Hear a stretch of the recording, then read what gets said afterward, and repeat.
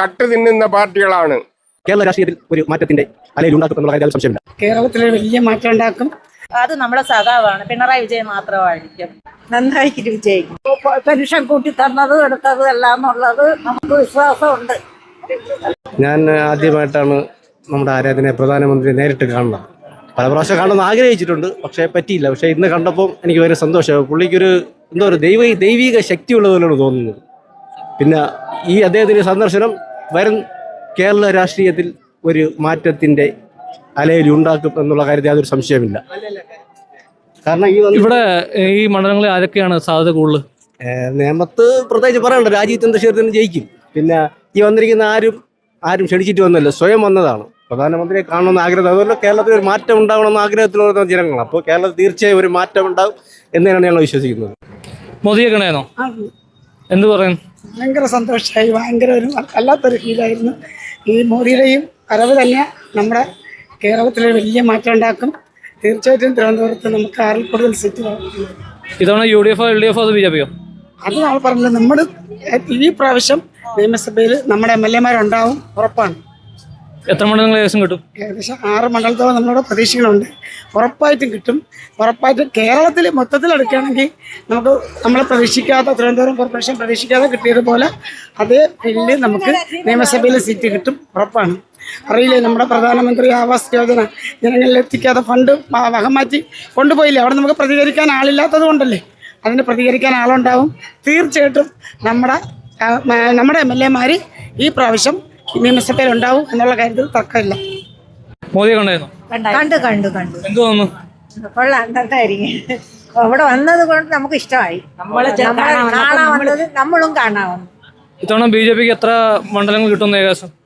കിട്ടും. നല്ല വിജയിക്കും. നന്നായിട്ട് വിജയിക്കും. മോദിയെ കണ്ടായിരുന്നോ? കണ്ടു. എന്ത് പറയുന്നു? ഞാൻ കാണാൻ വേണ്ടി വന്നല്ലേ, നമ്മൾ ഇവിടുത്തെ പ്രദേശത്തെ ആളാണ്.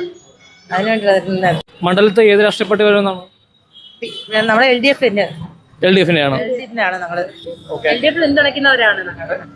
LDF തന്നെ വരും. വികസനം അത്രയും ചെയ്തിട്ടുള്ളത് ശിവൻകുട്ടിയാകും. ഞങ്ങൾ LDF ചെയ്തിട്ടുള്ളത്, മുഖ്യമന്ത്രിയാണ് ചെയ്തിട്ടുള്ളത്.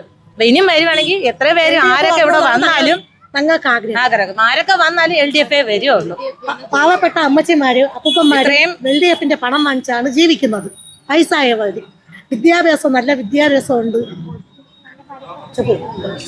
പാവപ്പെട്ടവർക്ക് വേണ്ടത് LDF ആണ്. ഞങ്ങളൊക്കെ പാവപ്പെട്ടവരായതുകൊണ്ട് നമ്മൾ LDF-നെ കിട്ടിയോളൂ, കൂട്ടിനിൽക്കുള്ളൂ. ഇതുപോലെ പെൻഷൻ എത്രയോ കുടിശ്ശിക ഉണ്ടായിരുന്നു. പെൻഷൻ അത്രയും തന്നത് പിണറായി സർക്കാരാണ്. വന്ന് കയറുന്ന അവരാണ് അത്രയും കുടിശ്ശികയും ചേർത്ത് കൊടുത്തത്. 18 മാസത്തിന്റെ കുടിശ്ശികയും കൊടുത്തിട്ടുള്ളത് അവരാണ്. ഈ ഇപ്പം പറയണ കുറേ വാഗ്ദാനങ്ങളൊക്കെ പറയും. നമ്മൾ 3000 തരാം, 6000 തരാം, അത് പെൻഷൻ തരാം, ഇത് ഇൻഷുറൻസ് തരാം എന്നൊക്കെ എല്ലാവരും എല്ലാ വാഗ്ദാനങ്ങളൊക്കെ പറയും. പക്ഷെ ഇതൊന്നും നടപ്പിലാക്കുന്നവർ പറയുന്ന ഒരേ ഒരു വ്യക്തിയാണെങ്കിൽ അത് നമ്മുടെ സഖാവാണ്. പിണറായി വിജയൻ മാത്രമായിരിക്കും. മോദി വന്നതിനെ കുറിച്ച് എന്താ പറയുന്നത്? മോദിജി നന്നായിരുന്നു, സൂപ്പറായിരുന്നു. നമുക്ക് ഇഷ്ടപ്പെട്ട്. നമുക്ക് തിരുവനന്തപുരം വന്ന് ഇത്ര അടുത്ത് കാണാൻ സാധിച്ചത് വളരെ ഭാഗ്യമാണ്. ഞങ്ങളെ വീട് ഇവിടെ തന്നെ, അതുകൊണ്ട് ഭയങ്കര ഭാഗ്യമാണ് ഞങ്ങൾക്ക്. അമ്മ കണ്ടായിരുന്നോ? കണ്ടു മക്കളെ, അടുത്ത് കണ്ടു. സന്തോഷം. ഇവിടെ ഈ മണ്ഡലത്തിൽ ആര് വരുമെന്നാണ്? UDF-ഓ LDF-ഓ അതോ BJP-യോ? അതിപ്പം പ്രവചിക്കുവാൻ നമ്മളെ കൊണ്ടാവില്ല. ആർക്ക് വോട്ട് ചെയ്യുന്നോ ഇവര് വരും. നമുക്ക് ആര് വന്നാലാണ് ജനങ്ങൾക്ക് ഉപകാരപ്രദമാകുന്നത്? അത് പറയാ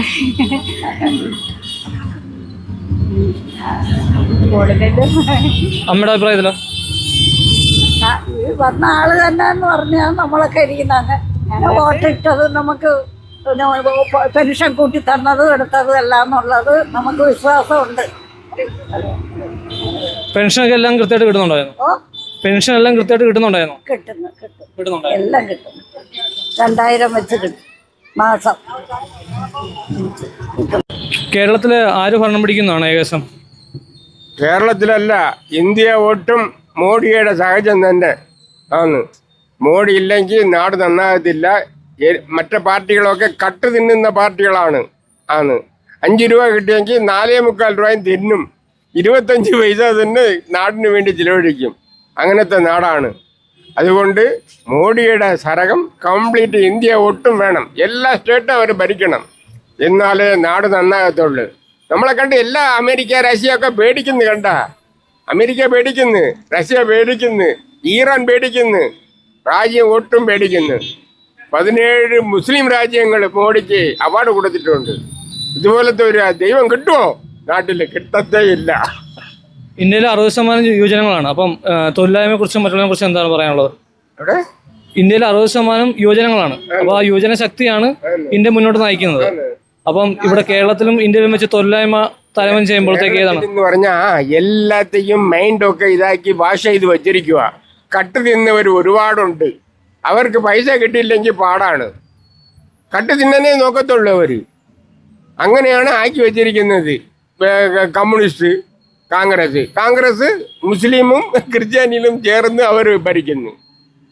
ഇത് കള്ളക്കടത്ത് മുഖ്യമന്ത്രി നാട്ടിൽ ഒരേ ഒരു മുഖ്യമന്ത്രി ഇന്ത്യയിലും. അത് നമ്മൾ ആലോചിക്കണം. അതൊക്കെ നടക്കുന്നുണ്ട്. വേറെ എന്ത്? ഈ നിയമമണ്ഡലത്തില് ആര് വരാൻ സാധ്യതയുള്ളൂ? ഏത് മണ്ഡലത്തിൽ? നിയമമണ്ഡലം രാജീവ് ചന്ദ്രശേഖരൻ. അത് ഒന്നും പേടിക്കണ്ട. അത് പരിപൂർണം അവർക്ക് തന്നെ വോട്ട് കിട്ടത്തുള്ളൂ. ശിവൻകുട്ടിയുടെ ഭരണമികനെ കുറിച്ച് എന്താ പറയുന്നത്? ശിവൻകുട്ടിയുടെ ഭരണമികനെ കുറിച്ച് അത് ഇതോടെ അവസാനിച്ച് ഇനി ചട്ടസഭയിൽ കൈ കാലൊക്കെ കെട്ടി ഒന്നും മല്ലിന് നിൽക്കത്തില്ല.